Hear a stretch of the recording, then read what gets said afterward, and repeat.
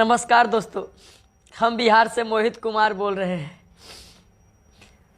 पुराने सिक्के बेचने के चक्कर में मेरे साथ 60,000 रुपये का फ्रॉड हो गया। हम आपको बता दें कि हम यूट्यूब पर वीडियो देख रहे थे जिसमें पुराने सिक्के बेचने और ख़रीदने के बारे में वीडियो दिखाया जा रहा था। उस वीडियो में हम एक सिक्के देखे जो सिक्के मेरे दादी माँ अब तक संभाल के रखी है। बड़ा बड़ा सिक्के है, करीब बताती है मेरी दादी माँ 1945 या 47 के हैं वो। तो फिर हमने कमेंट बॉक्स में नंबर देखा और नंबर देखने के बाद भैया हम कॉल किए उसको। कॉल करके बोले कि भैया जो आपने सिक्के दिखाए हैं वो सिक्के मेरे पास है, हमको वो सिक्के बेचना है। तो बोला कि आप काम कीजिए, हमें व्हाट्सएप कीजिए, अगर आपके पास हकीकत में वो सिक्के हैं तो हम आपको व्हाट्सएप इसी नंबर पे व्हाट्सएप कर दीजिए।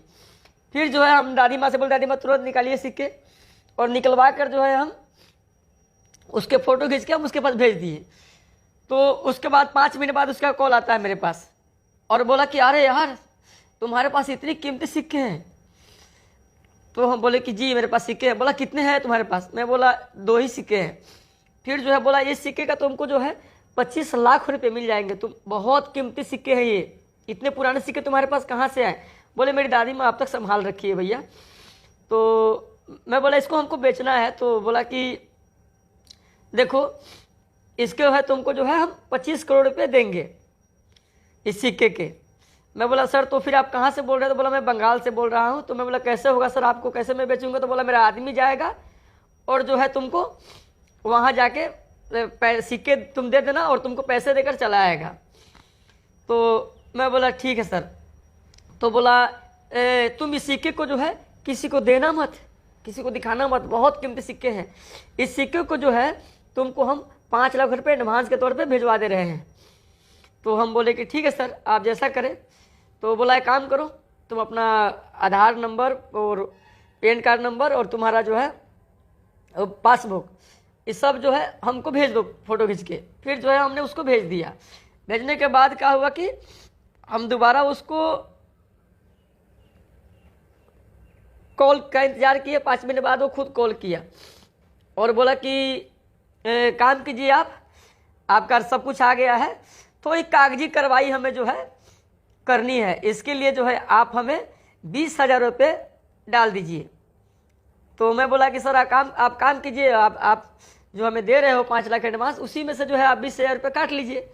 तो वो बोला कि ठीक है देखते हैं। फिर कॉल काट दिया और उसके बाद फिर कॉल कर रहा है 2 मिनट बाद और बोला कि देखिए ये ऐसा नहीं हो सकता है, हमारे कंपनी के नियम के खिलाफ है, आपको 20,000 देने होंगे, क्योंकि वो कुछ कागजी कार्रवाई होते हैं, वो करने के बाद ही हम आपको ये सिक्के आपसे हम खरीद सकते हैं और आपको हम पैसे आपको अकाउंट में ट्रांसफ़र कर सकते हैं। 20,000 रुपये पहले आप दो, तभी आपको हम 5 लाख रुपये देंगे। आपको 5 लाख ही मिल रहे हैं ना, आपको देने में क्या दिक्कत है?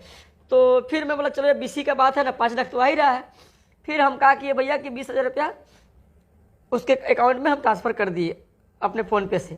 आपको हम दिखा देंगे अपने फ़ोनपे का पूरा स्टेटमेंट। तो दिखाने उसको भेजने के बाद वो बोला ठीक है आपके अकाउंट में चले आएंगे, 5 लाख रुपये चले जाएंगे।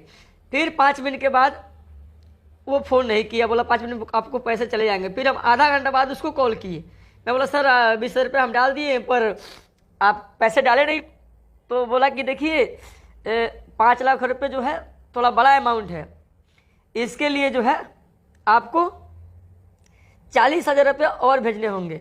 मैं बोला सर आप क्या बात कर रहे हो, इतने पैसे की बात कर रहे हैं आप? सर आप पहले बोले कि 20,000 में सब हो जाएंगे, तो फिर आप बोल रहे। वो बोला कि देखिए अगर आप नहीं भेजते हो तो फिर आपको वो भी 20,000 रुपये आपको चले जाएंगे। आप सोचो आपको 5 लाख रुपये तो एडवांस में मिल रहा है और सिक्के के मेरा आदमी जाके आपको वहाँ पर इतनी बड़ी रकम में आपको 25 लाख रुपये आपका सिक्का बिक रहा है और आप 40,000 देने में आप संकोच कर रहे हो। फिर मेरे मन में आया कि मैं क्या करूं, किसी से मैं सलाह भी नहीं लिया अपने घर परिवार से।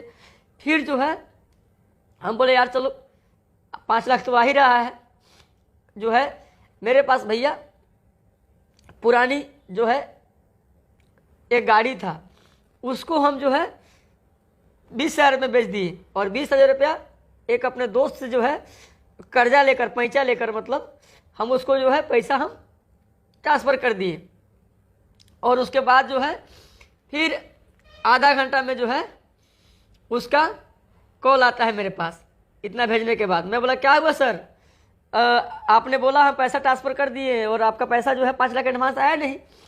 फिर क्या बोल रहा है कि आपको जो है सेल टैक्स फार्म बनवाना पड़ेगा, भरवाना पड़ेगा, वो जीएसटी बिल के लिए और सेल टैक्स का जो है फार्म भरता है, उसके लिए जो है 20,000 रुपये आप और हमें दो, क्योंकि रकम बड़ी है, आप फंस जाओगे कि इतना मोटा रकम कहाँ से है, आपके अकाउंट में 5 लाख रुपए जाएंगे। तो भैया अब हम कहा बताएं आपको। मैं बोला कि ठीक है मैं एक प्रयास कर रहा हूँ, और उसके बाद हम कहा बताया भैया मेरे पास 20,000 रुपया नहीं हो पाया। मैं बोला भैया आप कितना रिक्वेस्ट किया कि भैया आप काम कीजिए कि आप मिला लीजिए 20,000 रुपया, उसी में 5 लाख में से काट लीजिए 20,000 रुपया और काट के प्लीज़ हमें डाल दीजिए, मेरे पास और नहीं हो पाया। मैं कोशिश किया अपने दोस्तों यारों से सब जगह मांगा, लेकिन मेरे पास फिर दोबारा 20,000 रुपये नहीं हुए।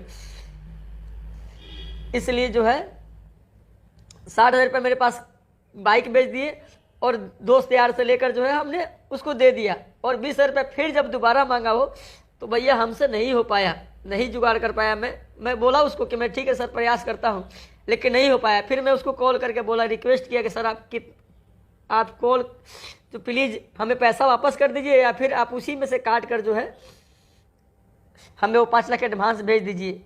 आप 25 लाख में बोल रहे हैं ना, आप जो है 5 लाख में आइए, दोनों सिक्का दे देंगे। हम उसके आगे इतना रोए गिरा है भैया, हम आपको कहा बताएं।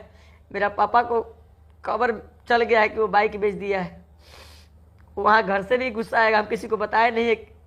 बहुत दर्द में है भैया। आप सबसे रिक्वेस्ट है कि आप सब ऐसे कॉल में कभी ना फंसे।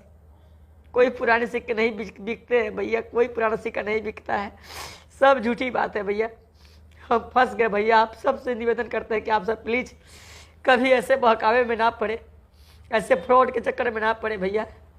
हम तो गरीब आदमी, उतना कैपेसिटी नहीं था मेरा, 60,000 रुपया मैं गंवा बैठा। उतना अनजान था मैं, ना पढ़ा लिखा नहीं हूँ मैं, 8वीं क्लास तक पढ़ा हूँ, इसलिए मैं फंस गया। आप सब भाई से निवेदन है कि ऐसे फ्रॉड कॉल में ना पड़े। सभी को प्रणाम भैया, हम तो बहुत दुखी है आज।